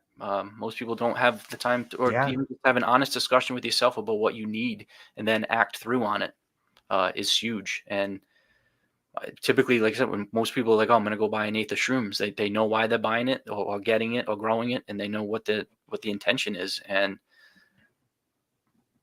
most people just walk around with no intention, or just that same monotonous rat race where they're not really thinking about doing anything, including, unfortunately, going to their kid's baseball game or basketball game, including making love to their spouse, including running a company. You do all these things in kind of pilot mode and you're never there, as opposed to now I do everything from literally grounding coffee to making a cup to there's not one thing I don't do that I'm fully engaged in. And hopefully you see that as I do a podcast interview with you. But I extend that not to make the other person feel important, but I do it because it makes me feel important. Like Yeah. it makes me feel alive and vibrant. And this is I'm not fucking dead. Like I'm so lucky and blessed. And I, because I was 99% there. And that's a touchy topic too, but you don't really try Yeah. to commit suicide. Either you do or you don't. Hmm. But man, I was like, I was really, I was there. I was really leaning towards not coming back. And now to know that I have a second chance at everything, I will never squander that ever again. So if if I'm on this planet for 5 more days or for another 40, I'm going to kick every day's ass, and I'm going to do it in a genuine, authentic way. And money will come. I'm sure houses will come. I'm sure all of that shit will figure its way out, but I'll do it on my terms and not because of somebody else's construct. And like you said in another podcast, man, you wish somebody told you that you could retire at 33 or but maybe somebody just needs to hear what you and I said. Man, just be yourself and fuck it. If you want to do shrooms and go travel the world and find yourself because you hear stories like you, I, and other people's where it actually does benefit, if that's calling to you, then do it because you got one shot at this. Yeah. We get old quick. Fuck, we get old quick. Yeah. Yeah. You don't. I was talking a while back with a death doula, and one thing she had mentioned to me is that no one ever wishes they would have spent more time in the office. No one ever wishes, you know what? I wish I would have worked a lot harder at this other job. I wish I would have spent less time. I wish I would have spent more time away from my family. Everybody wishes, like, man, I wish I would have been a better husband. I wish I would have been a better dad. I wish I would have been a better mom. I wish I would have been a better brother. I wish I would have been a better person. I wish I would have spent more time with my family. I wish I would have taken more vacations. And like, if we know that, if you can talk to someone who sits with people who take their last breaths and we can get to hear what they are sad about, man, how can you not incorporate that into your life right now? Someone's That's giving, powerful. it's like, yeah, we're all ancestors in training right now. And if you can take the wishes of someone who is sitting on their deathbed, fuck, I wish I would have been a better husband. Like, if just the fact that I heard that means I need to be a better husband. Mm-hmm. The fact that your friend is like, what if I don't want to have this job and be in this place? Maybe that's a sign, man. Maybe the fact that you're saying it out loud has to do with something that's inside of you, man. Everything that you hear can be a sign for you to live the best possible life, man. If you're tuning into this and you're like, man, maybe I should travel a little bit. Like, yeah, maybe you should. Maybe you should be serious about it. When you talk about it's a dream, when you envision it, it's possible. When you schedule it, when you write that thing down, guess what? You've just translated vision into reality. Boom, it's moving forward. And I do think that as long as you're here and you're healthy, man, you got everything. You may not have everything you want, but you have an opportunity to live a more meaningful life. And if you're here and you're healthy, fuck, man, you have so much more than so many other people. And it's so easy to get caught up in all the shit you don't have, man. Everybody does it. Like, if I just had that, you'd be, no, you wouldn't. You already have everything you need right now in order to begin on the path that is more beautiful than you could possibly imagine. And when you do that, when you start you just shift your focus like that, you will attract people into your life that, man, that want to be around you. It's like a magnet. It's like you're tapping into a magnet and you're like, all of a sudden you start radiating this stuff outwards and it draws people to you, man. Like, it's there. And I want everyone to feel it because everyone deserves to feel it, man. Everyone deserves to just take a load of shit off your plate for a minute and just sit there and be like, you know what? I worked really hard on this thing and I care enough about myself to start living a better life. Like, you can. It just takes that first step forward, man. And I think that's one reason why your book is so awesome. Like, you really are vulnerable and talk about the things in your life that you did that you're not proud of, and what that meant. And I think that the icing on the cake is to get to sit here and talk to you today and be like, look, man, here's a person that did it. Like, why not? There's a better way. There is a better way. Because you can live more happy and content. And that effect radiates so. I mean, I lost all of that, and I destroyed families and brought down a bunch of people with me. We're now just the opposite. I've got little kids waiting to play Monopoly with me, and I have friends invite me over for dinner, and it's like, Yeah, it's be the person that you want to be, and don't cloud it by by all the crap that gets clouded down on you. Um, Yeah. I did want to, if I could, you were talking about the knowledge that can be gleaned from people that are close to death. I think Yeah. that when we talk about some of the exciting potentials of psychedelics, uh, Okay. I know most people, especially with DMT, when they do it, they have a complete lack of fear of death. Like you Mhm. really, you know that there's something more, that there's different, that time is kind of an illusion, that there's your energy does pass on. I think that's a common Yeah. occurrence when people do psychedelics. And I just think the power of that knowledge for people towards end of life, whether it be, elderly, or whether you're just terminally sick, to take a couple hits of DMT and then to be calm with that. So now it's not solving anything. You still have the cancer, you're still probably going to pass, but you're comfortable with that passing because you know Mhm. how your energy is going to be transmuted into something better and greater, not lesser than. And it same thing with the prescription pills, and how it's easily just pushed down everybody's throat, and people take it without even questioning it. You imagine these people sitting there in the hospice getting pumped up with morphine and all of these drugs and making them scared. Where am I? I'm losing control of my body, all of that, Yeah. as opposed to some micro dosing of shrooms, or even a full dose of shrooms, or a couple hits of a vape pen of DMT. And just to be able to put that in perspective, I think the therapeutic value of end of life use of psychedelics to calm that transition is huge, because it's very empowering to, once again, walk around with knowing that you're not afraid of dying, because it's in my experiences, and we could talk about hours about that, is really, I'm very comfortable with that my energy is not just contained to this body, and if and when this biological body does deceased, it will move on, and that allows me comfort to do traveling and to go out and to live a full life, because I'm not worried about the ramifications of death. Which, that doesn't mean you go out and just live, like a fucking rock star every day, but you live not like a rat in a freaking treadmill. That's for damn sure. You find the balance, at least, or try to. See, I think that this brings up an interesting point as to conditioning, the revolution of the 60s, psychedelics in the medical container. I think it is the fear of death that keeps people docile. And if you look at the way in which we treat our elders, like they're just sort of a cash crop for the medical industry. Let's hook them up to this machine and put them on these pills, and like we'll just charge the Well, insurance company hundreds of thousands of dollars, and we'll take all of their retirement money, and we'll make them set. Like, what happens when people put on the armor of God, whether that's psychedelics or whether that's just not being afraid of death, and they start standing up? Like that to me is another part of the psychedelic revolution that's coming. And I think that is why so many people probably get pissed off as say this, but that's coming. Like, psychedelics comes with an awakening, and with an awakening comes a revolution. And we're going to see what happens when the medical industry and the governments, what are they going to do with the youth that are fucking furious about the way their parents are treated, about the way they're treated, about the way the monetary system, because that is coming. And I think psychedelics are going to play a huge part in that. And I'm for that.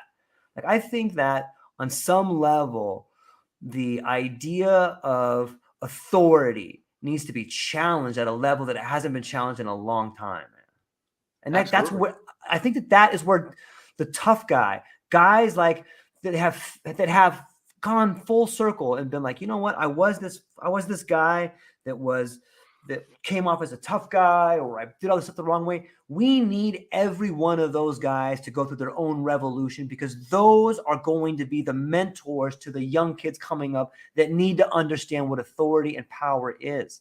Like, I think that is coming, man. What's your take on that? Oh, I agree. You have comfortable throwing your fingers up, saying "fuck you." I'm not doing it. Well, you have Yeah. you had I've been watching so many podcasts. You had Adam Tap on, right? We were talking about his father Love that guy, man. had dementia and using Yep. 5-MeO DMT, I believe. Yep.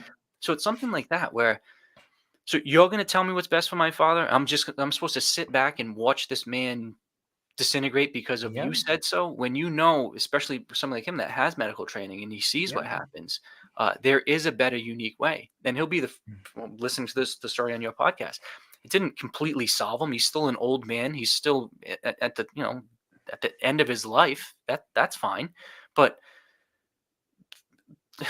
there's a healthier way, and especially a lot of these plant-based medicines, and not that just because it's Yeah. plant-based means it's good, but you can't tell me that some DMT or 5-MeO DMT isn't going to be it should at least be on the table of discussion, as opposed to all these other synthetic pharmaceutical drugs that Hmm. are being pushed for profit. And we talk about like that third person perspective and awareness of oneself, and how you can apply that as you're talking with other people.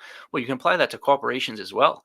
These people aren't hiding anything. They're for-profit organizations. They Yeah. have lobbyists that are paid millions and millions of dollars to promote their views. Yeah. They've explicitly state that they're trying to get you to be on a subscription and have a prescription, excuse me, and continue using their pills. That they're telling you what the fuck they are, or what their game plan is. So it's just being able to call bullshit on that. Yeah. I know when it comes to my loved ones, I'm like a super mama's boy. When she starts getting into needing care like that, I mean, I'll I pity the person that gets between me and her, and Yeah. some shroom tea on a Friday night so we can Yeah. watch a movie together. If Yeah. you're going to tell me that can't happen, then you know that.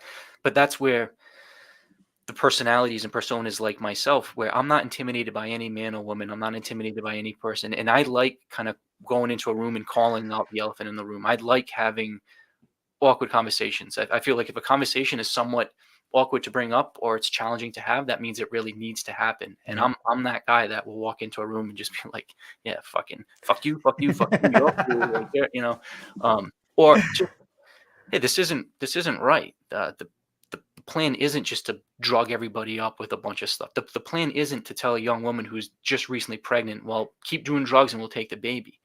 No, how about let's come up with a game plan of weaning off the drugs, and then you can start a family and a life together.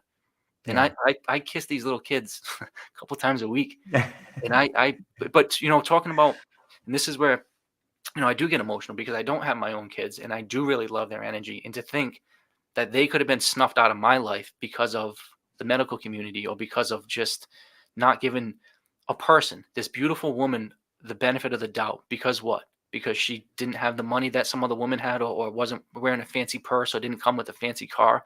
Um, Hmm. you're gonna, judge her and be like, "Oh, you're just gonna lose your kid." Fuck that. And that's where, and luckily her and her boyfriend, my friend, stood up and said that to the doctors, like, you're fucking nuts. Like, we're gonna take this life and we're gonna do what we want with it. Um, and if more people do that to authority, to teachers, to doctors, to even Hmm. potentially their parents, I hate to say it, not every parent's a good parent. Um, you need to stand up, and yeah, and that's where, if I can be the initial voice to start somebody else to have their own voice, and knowing that it's nothing I could do or nothing you could, it's the power of the plant to see yourself as you truly are. And it's a narrative that's been going on now for thousands of years, and it works. It's because you take the power back, and then all those bullies, whether they be real or fake in your life, just bow down, Yeah. and you float around like I do and look at butterflies and pieces of wood and eat ice cream and coffee and laugh all day. Yeah. Way better than being the stressed out prick that I used to be. Yeah, but it was necessary. Like, you have Yeah. to go through it. Like, the only way out is through. And I don't know why different people have different paths, whether they chose them or whether it's just a test that they have to go through, but it's necessary. And that's something that I think can be transformational for people that are in a mess right now, is just to chant the mantra to yourself, it's necessary. And just let that roll around in your head for a little bit. And you'll figure it out. Maybe not today, maybe not tomorrow, but what can I learn from this? What else can this mean for me? What is this teaching me? Is there any possible way I can come out of this better? You start asking those kind of questions in a deep tragedy, watch out, because Mhm. that is the mind of someone who is seriously doing the work. And the answer to a lot of those questions is yes. It's fucking so hard to find the answer sometime, but where you stumble is where you find the gold. where you, like you said, with an uncomfortable feeling about a conversation is a conversation that needs to be had. An Absolutely. uncomfortable feeling about being stuck somewhere is a feeling that needs to be addressed, and it doesn't need to be addressed by you to drown that one in alcohol. There's no pill big enough to take that thing away, man. It just gets bigger and bigger and bigger. And And I don't know. so the physical stresses that our body shows us, back to that kind of car Yes. analogy with the indicator lights. It's if you have high blood pressure, if you're overweight, if you're Yeah. not sleeping right, if you, I mean, all of the issues that people have, and I had several of them. Yeah. You don't, you have to address the reason why they're happening, not just try to cover them up. And like I said, I keep going back to the word empowering because once you realize that the stresses in your life. So in my case, right now, probably the only thing I have is financial stress. So I'm not making the money that I used to. I had this debt now that I got to kind of come back with. But what Congratulations. opportunity can I have? So now I've met 3 or 4 new people as far as employment opportunities. I have several cool new jobs where I've met a bunch of awesome people. Yeah. I've been to like the mansions in Newport. I've been to these awesome buildings in Boston doing a cool job. I just met somebody that's going to teach me how to build little mini houses and then run a sawmill. Um, like being an author, going on podcasts now, like there's just so much awesome things that can come about. And yeah, do I still have issues with my money? Yep. Am I still back on my taxes that I got to figure out when this was never an issue prior? But there's so many opportunities for growth, so many opportunities for me to better myself. And I'm very comfortable and confident that in 2 to 3 to 4 or 5 years, I'll be fine. I've made a shit ton of money before in multiple ways. I'm sure I'll do it again. I know that the experiences that I've had, the fact that I can look through my phone and be like, oh, I went to Zion, I went to Bryce, I went to Northern California, I went to this cave, I went to Yeah. the drum circle in Asheville, North Carolina on Friday nights, which if anybody is in around that area, you definitely have to do that. But like these are all these things now that I will have with me for the rest of my life. And it's not the value of those are priceless. Um, Yeah. Because I'll always be able to make more money. I won't always be in my 40s where I can go hiking for 8 hours, or that I can do these massive hikes, or I can even be on the road without eating for 2 days and not give a fuck. Like Yeah. this, do it now while you can. Yeah. And that's whether you're 20 or you're 80. Just you have the opportunity, and you've said it multiple times, just to create your own beautiful destiny and not follow some path that somebody else thinks you should go down. Yeah. That's a pathway to that. That's a pathway that leads to disaster, external validation, and look, my wife's dad said it really good. He said, money doesn't make you better, but enough money makes your life easier. And it's true. Like it does make it easier. Like if you don't have to worry about your fucking taxes, or you don't have to worry about, fuck, do I have enough money to buy my kid milk, for this week? Like those are real struggles that people have. And like everybody battles with a monetary, at least everybody I know battles with money on some level. But the truth is relationships are the true currency. Relationships are the Well, true currency. Relationships are the true currency. Because like you said, if you need $20 for a sandwich and you have some really close friends, you're probably going to get it. But more than that, you can sit down with someone and be like, I am fucking losing my mind about this thing. Can I talk to you for a minute? And that removing that barrier will allow the money to flow in. And maybe it's money, maybe it's, I don't know, it will allow abundance to flow into your life, but you have to get rid of the blockages. And relationships, ladies and gentlemen, are the new currency. And I see it happening in my life, in the story that you've written in this our conversation today, and our newfound relationship. Like that's a currency, man. I can call you from now on and be like, Adam, what's up? What do you think about this? Like that's building something, man. And so many of us are in this rebuilding phase where we're building a foundation on which we can all move forward. And like I think that the movement right now of psychedelics, even though you've been in this game for a long time, like it's just beginning to be rolled out to the masses. Like it's still the early days. And like what we're building right now, I think we're going to look back on these days out with fond memories. I hope so.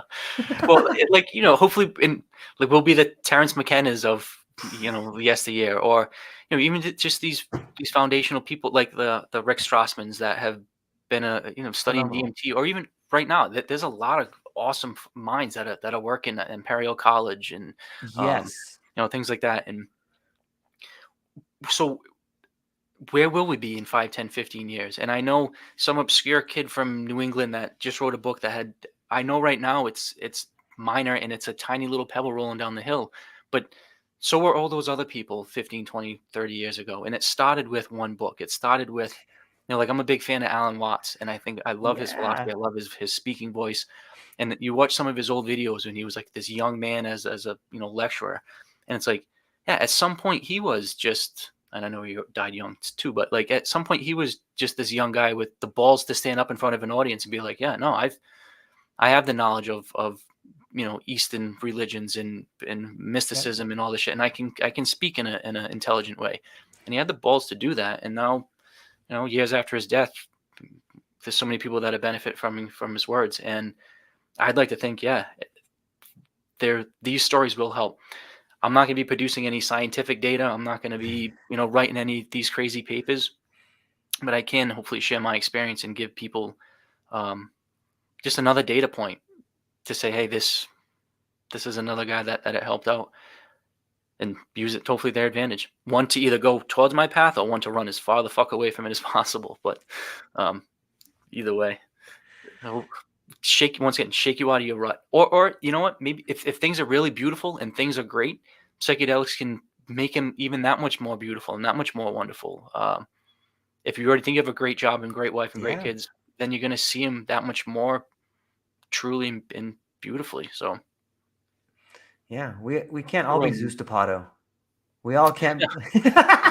no, he's an awesome dude. Like, so I've reached out to him. He's got my book actually, and I'd love to. So he's doing all sorts of cool work with like VR and Yeah. headsets, and um, like how awesome it, and not with really any intent of medical or therapeutic. So you're saying like putting this medical box, they're doing it really for like Yeah. pleasure and how far can the mind go, and it's awesome.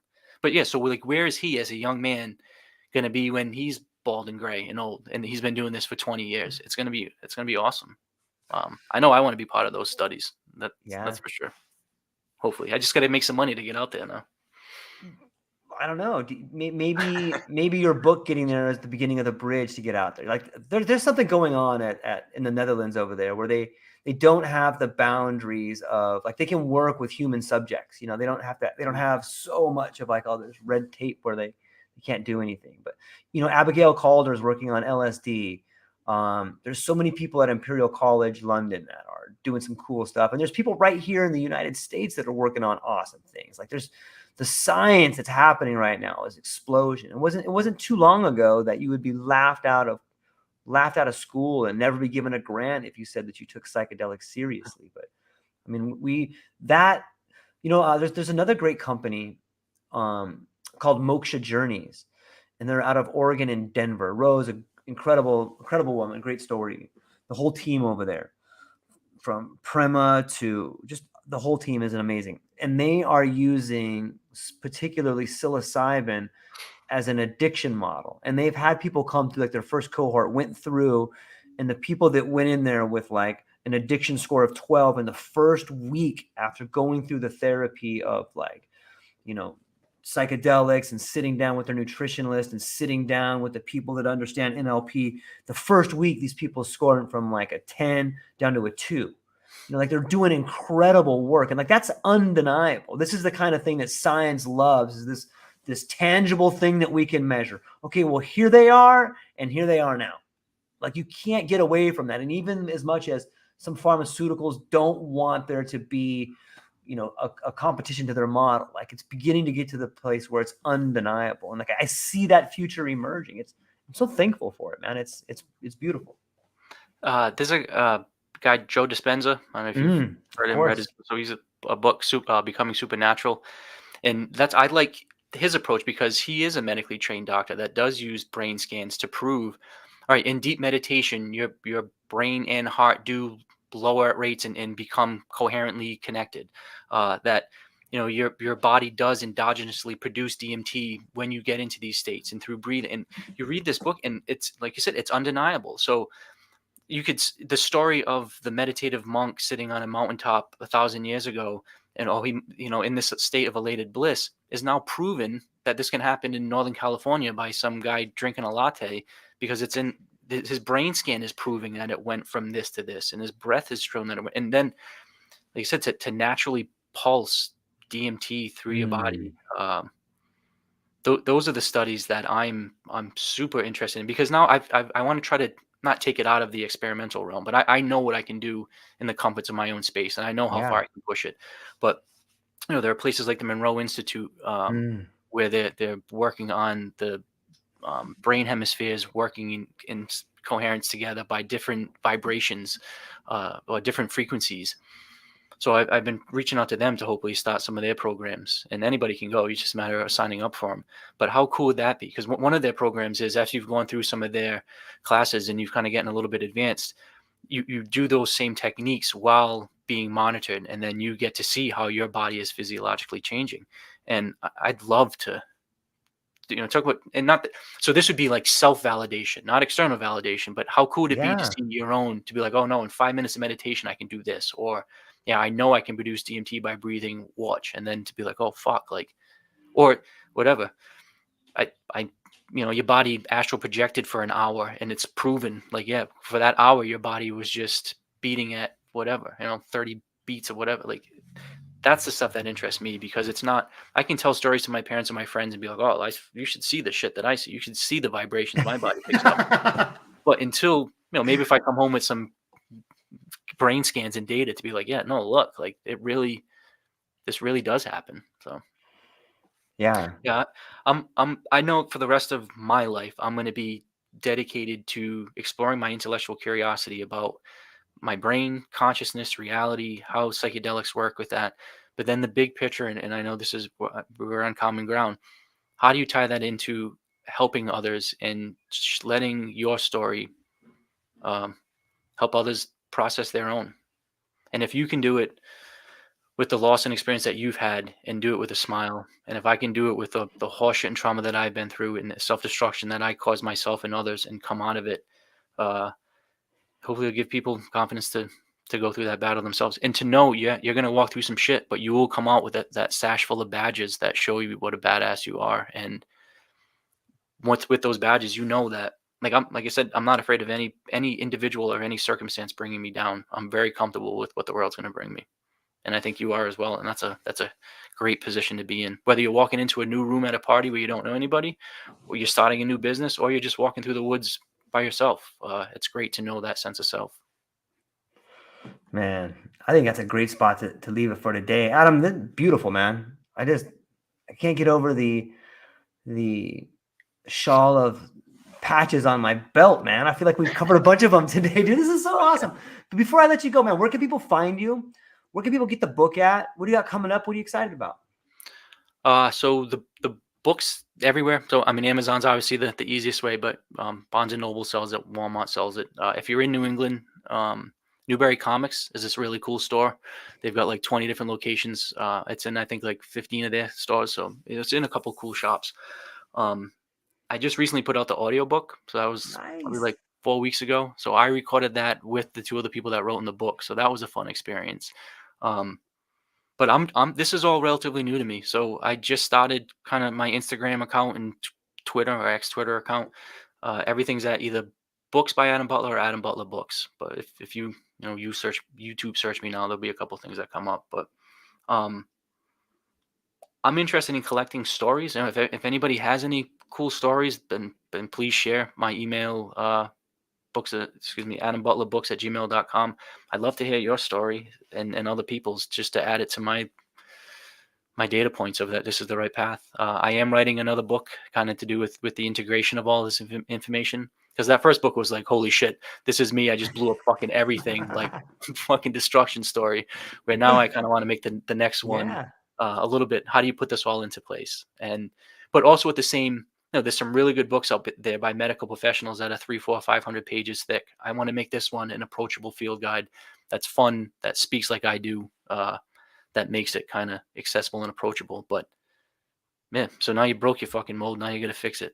It's kind of the next one. But yeah, I'm excited to I'm excited to learn from the people in this space. As much as I feel as though my story can potentially add a small data point, I am a very, very happy student in this space, and I look forward Yeah. just to sitting around and listening to other conversations. So thank you for being part of that, and I'm sure we'll connect.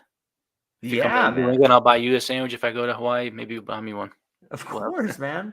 Of course, man. I can't wait to connect further and have more conversations. And maybe next time we'll bring some more people into the tent and try to make it a little more harmonious. You know, the more voices out there, the better. So, well, ladies Sounds and great. gentlemen, go down to the show notes, check out Adam Butler's book. Go down and reach out to him if you want to share a story with him. Reach out. He's got a new book coming out. His last book you can buy with the link at the show notes. That's all we got for today, ladies and gentlemen. Hold on briefly afterwards, Adam. Everyone else, I love you. I hope you have a beautiful day. Aloha.